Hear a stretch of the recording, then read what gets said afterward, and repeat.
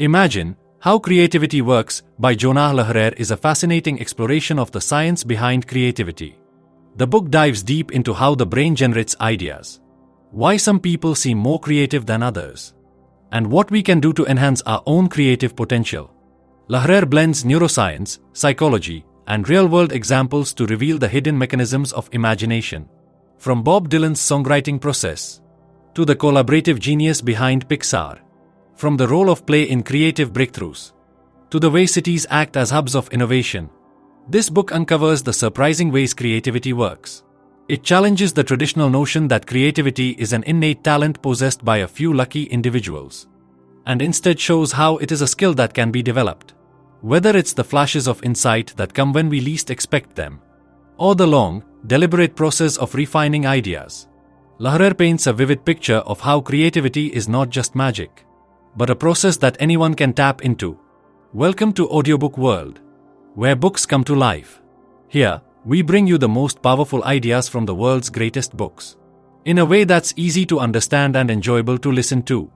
Whether you read on a walk, driving to work, or just relaxing at home, our audiobooks make learning effortless and engaging. So, sit back, relax, and let's dive into the fascinating world of creativity with Imagine How Creativity Works by Jonah Lehrer. Chapter 1. Bob Dylan's Brain. Creativity is often seen as a sudden spark of genius, a magical moment where an idea appears out of nowhere. But is that really how it works?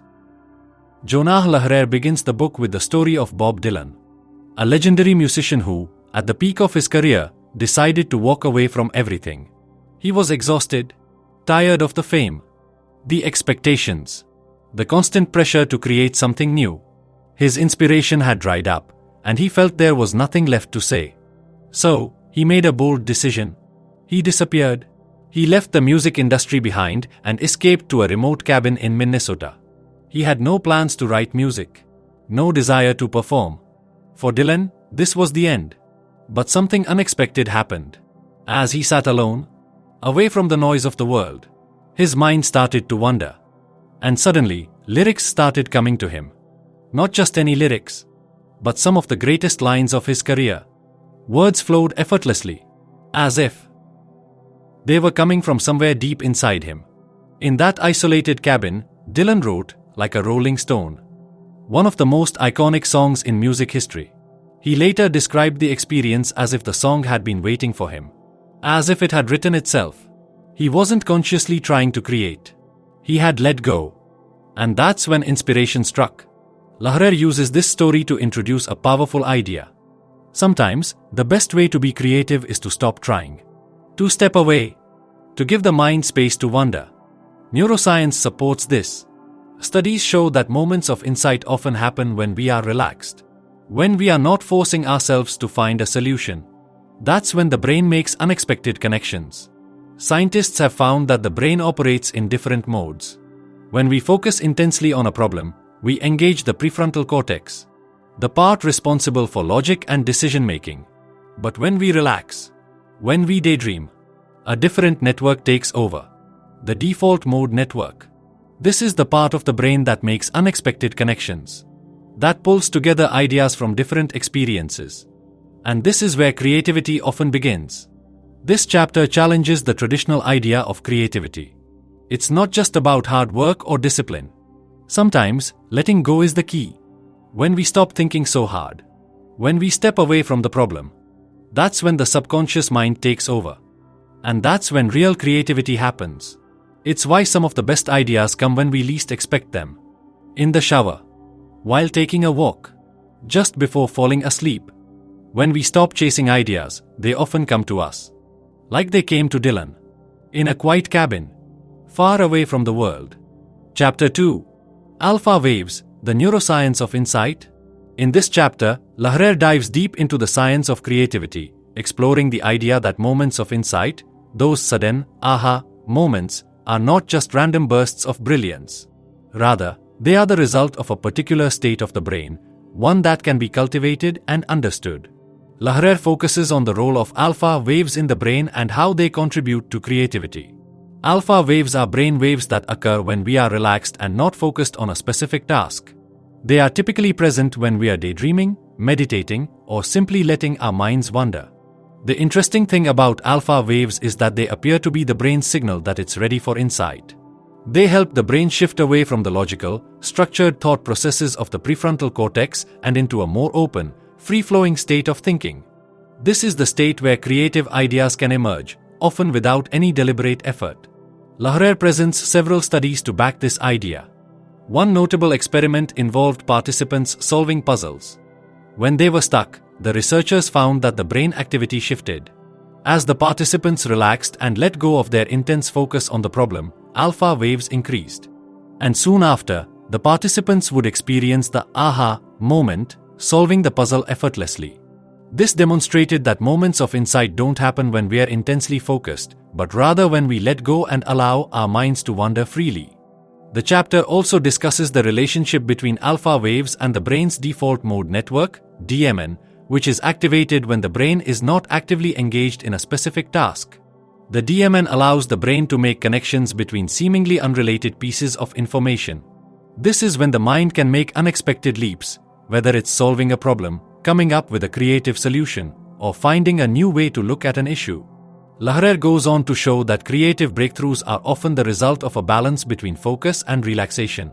While focus is important for the initial stages of problem solving, it's the moments of relaxation, when the brain is allowed to wander, that lead to the true creative insights.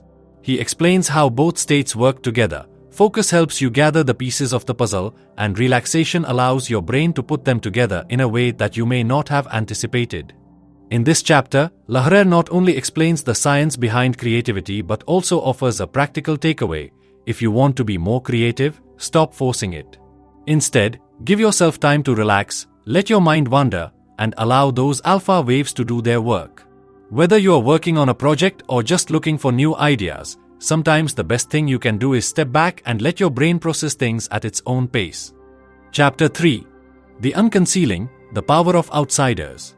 Creativity often seems like an exclusive gift, something only geniuses possess. But what if the real secret to innovation isn't expertise?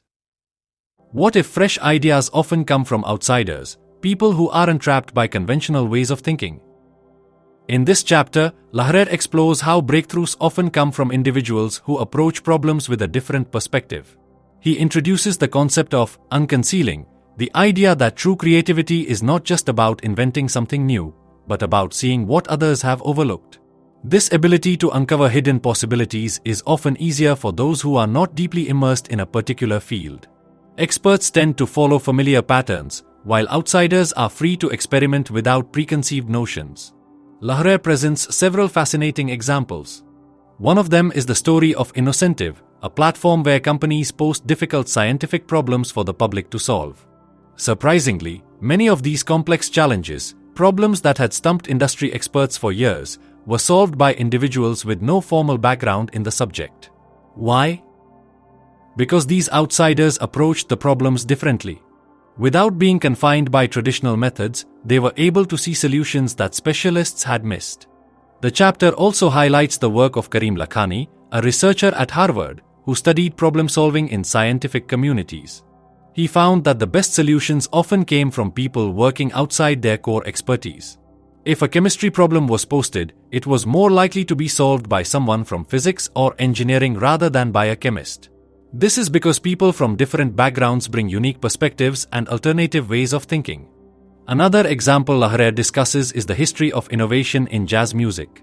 Many of the greatest jazz musicians weren't formally trained in classical music, which allowed them to break traditional rules and create new styles.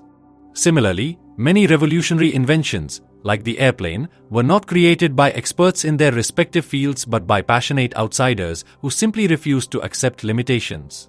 But why are outsiders often more creative? Lehrer explains that when people become too familiar with a subject, they develop functional fixedness, a mental block that prevents them from seeing beyond established methods. Outsiders, on the other hand, don't know what's supposed to be impossible, so they try new approaches without hesitation. This chapter also emphasizes the importance of collaboration. While outsiders bring fresh ideas, collaboration between different disciplines can enhance creativity even further.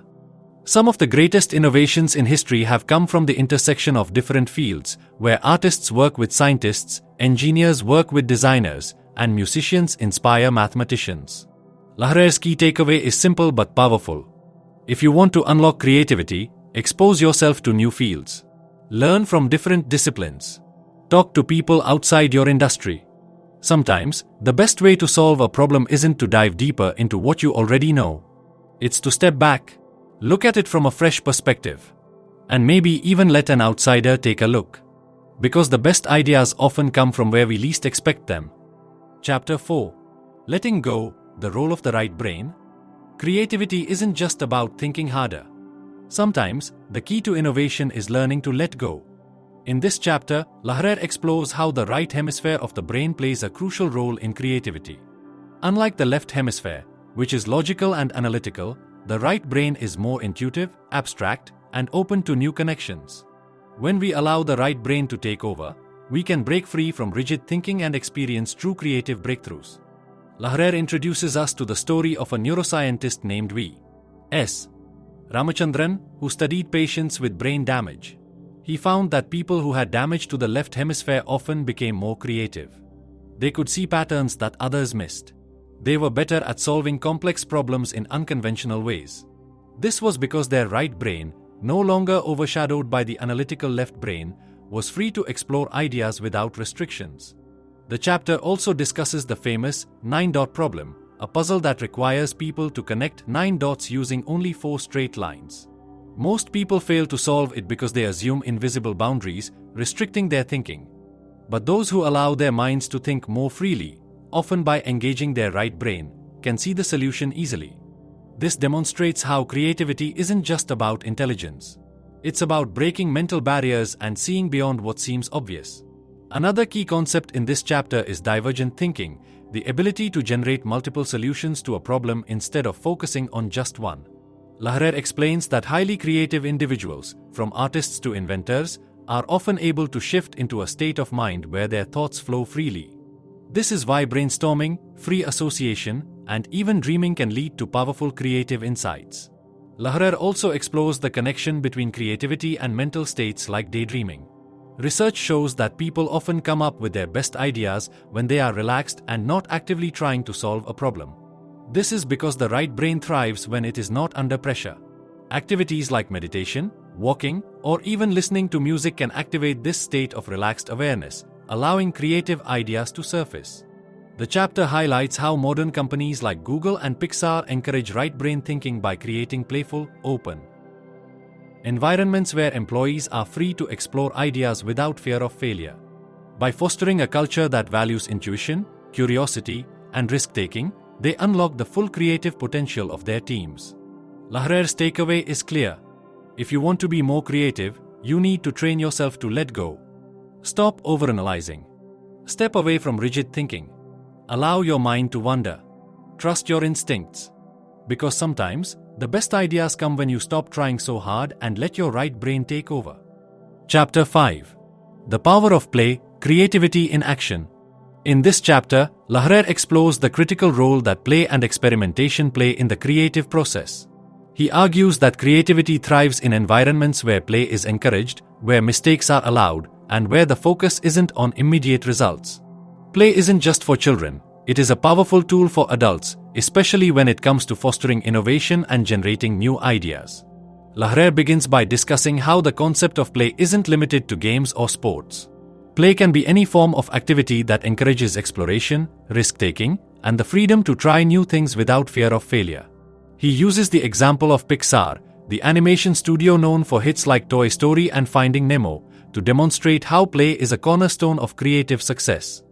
At Pixar, play is embedded in the creative culture.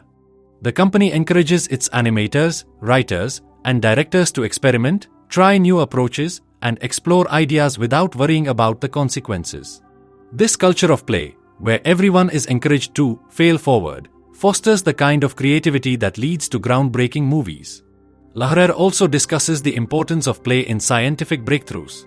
Many of the world's greatest discoveries were made not through focused, methodical work, but through moments of unexpected play. For instance, the famous scientist Niels Bohr, who helped develop quantum theory, often used a technique known as playful manipulation to think through problems.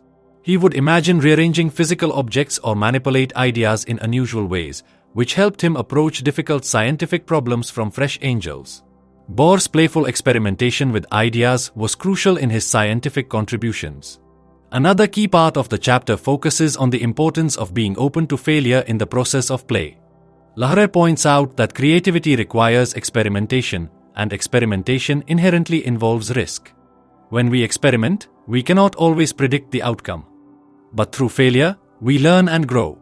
Failure is a necessary part of the creative process because it allows us to discover new solutions we might not have considered if we were playing it safe.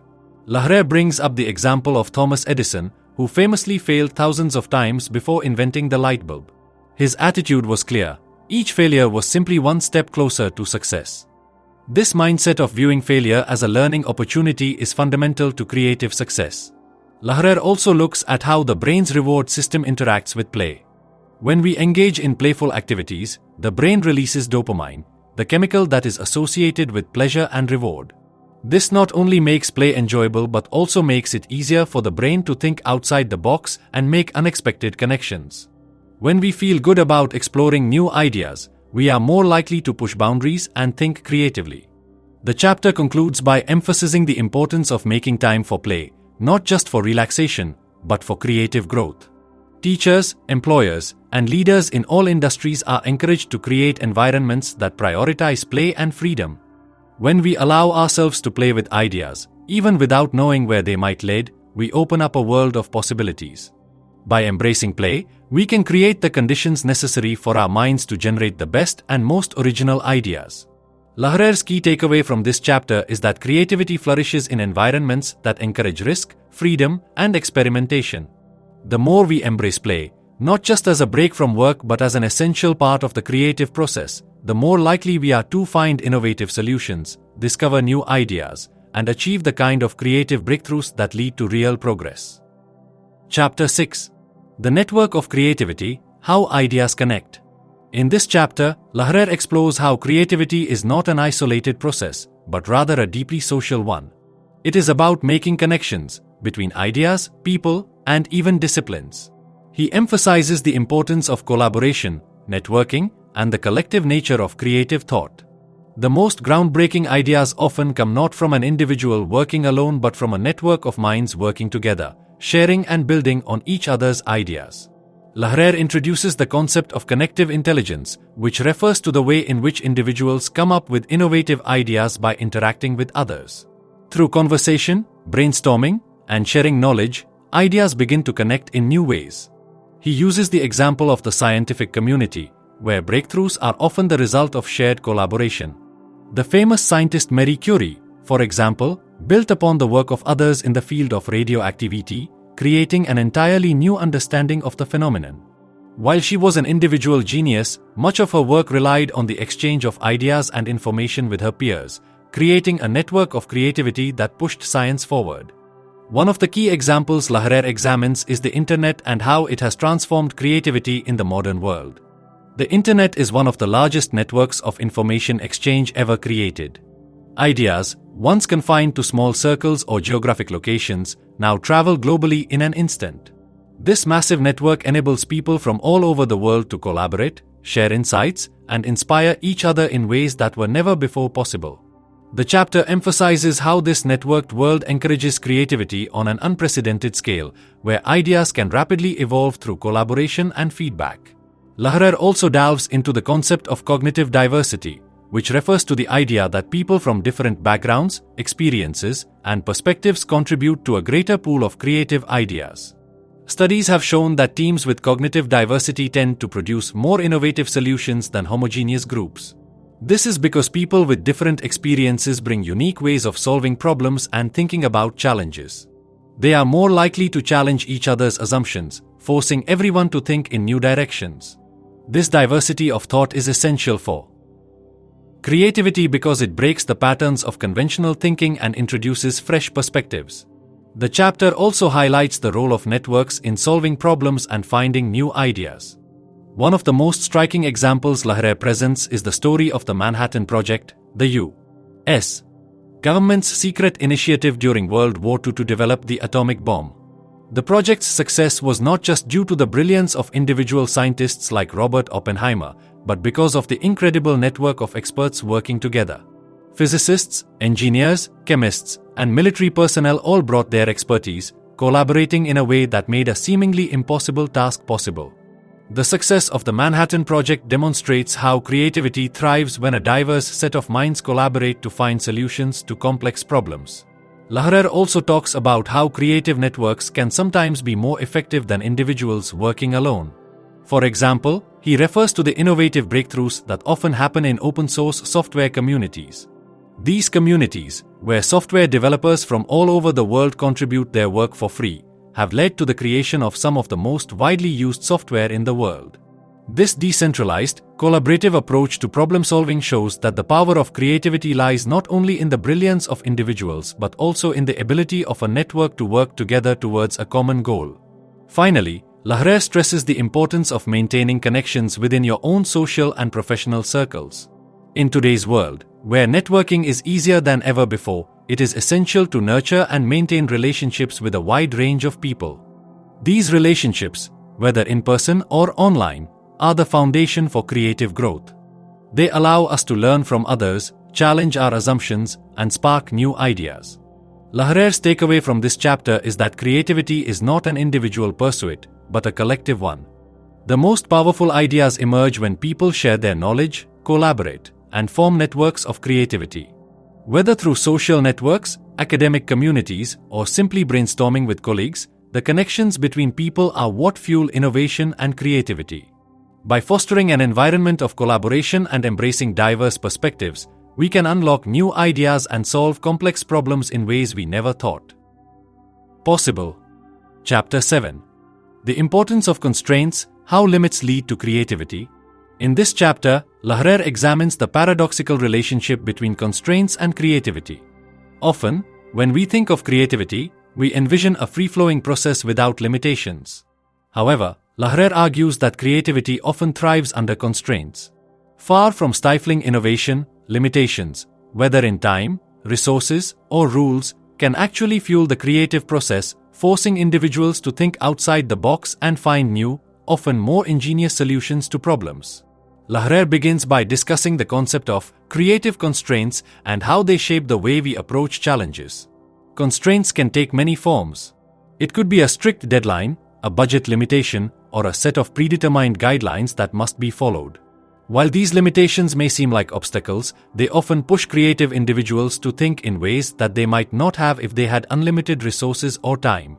The challenge of working within a confined space often leads to a burst of innovation, as individuals are forced to find solutions within the framework they are given. One of the classic examples Lehrer uses is the story of the Beatles, one of the most innovative music groups in history. Despite their immense success, the Beatles often faced limitations that forced them to experiment with their sound. They had limited time in the recording studio, as well as financial constraints, but these limitations pushed them to explore new techniques and sounds. For example, when they couldn't afford traditional orchestration, they found ways to create orchestral effects using unconventional instruments. These constraints led to some of the most groundbreaking music of their era, proving that limitations can lead to remarkable creativity. Lehrer also discusses the story of Dr. C.S., the beloved author of children's books. Dr. C.S. was challenged to write a story using only 50 different words as part of a contest to create a book for young readers. This constraint forced him to be extremely creative with language, leading to the creation of Green Eggs and Ham, one of the most famous children's books ever written. Without the challenge of working within these limitations, Dr. C.S. may not have produced such an iconic work. Constraints also play a significant role in the world of science and technology. Lehrer highlights the work of the Apollo 13 mission, which faced a life-threatening crisis when an oxygen tank exploded. The mission's crew, along with NASA engineers, had to find a way to save the astronauts with limited time and resources. The team was forced to think creatively within these severe constraints, leading to a successful rescue mission. The story of Apollo 13 demonstrates that sometimes, the most creative solutions emerge when there is no room for failure. Another example Lehrer discusses is the field of architecture, where designers often work within strict limits, including budget constraints, building codes, and space limitations. These constraints often lead architects to come up with creative designs that balance form, function, and practicality. For instance, famous architect Frank Gehry often uses unexpected materials and forms to push the boundaries of traditional design. His unconventional use of space and structure often stems from the necessity to work within constraints, showing how limitations can lead to new approaches in design. Lehrer also examines the role of constraints in problem-solving and innovation. In many cases, constraints force individuals to reframe problems and think differently about how to approach them. When faced with restrictions, we are often forced to question assumptions and challenge the status quo, which can lead to groundbreaking ideas. Lehrer points out that constraints do not limit creativity but rather provide a structure in which creativity can thrive. Lehrer's key message in this chapter is that creativity is not about having unlimited freedom, but about finding solutions within limitations.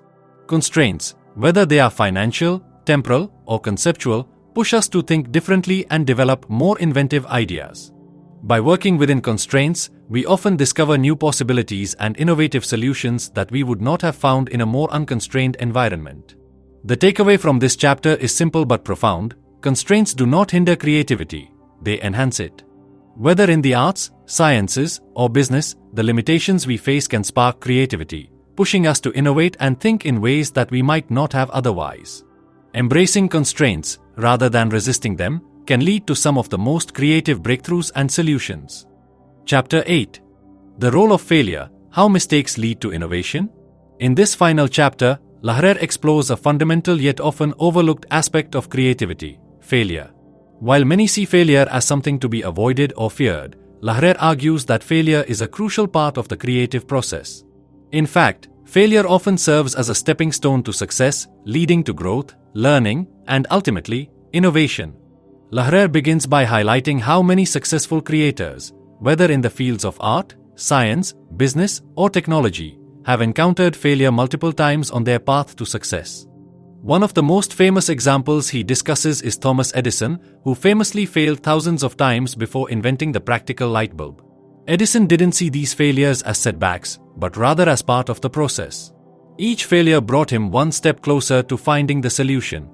His attitude was clear: failure is simply an opportunity to learn and improve. The chapter also examines how failure teaches resilience. When people fail, they are forced to confront their limitations, which often sparks new ways of thinking and problem-solving. Lehrer argues that the most innovative individuals are those who are not afraid to fail. They take risks, embrace mistakes, and use them as learning experiences. The ability to fail and to keep moving forward despite setbacks is what separates the most creative minds from the rest. Lehrer also discusses failure's role in scientific discovery. Many of the greatest scientific breakthroughs came from experiments that were initially considered failures.